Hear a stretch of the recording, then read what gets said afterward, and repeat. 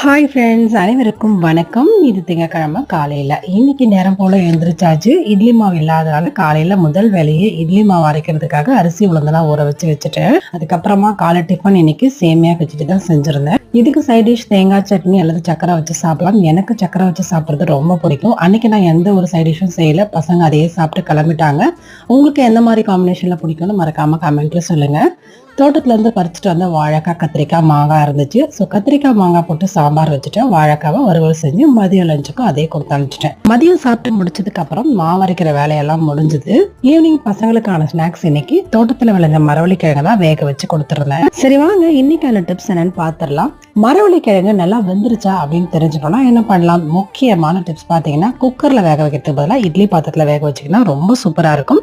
திறந்து பார்க்கும்போது நல்லா வெடிச்சு இந்த மாதிரி இருந்துச்சுன்னா இந்த நல்ல கிழங்கு சூப்பராக இருக்கும் அப்படின்னு அர்த்தம். ட்ரை பண்ணி பாருங்க. டிப்ஸ் பிடிச்சிருந்தா லைக் பண்ணிடுங்க. தேங்க்யூ.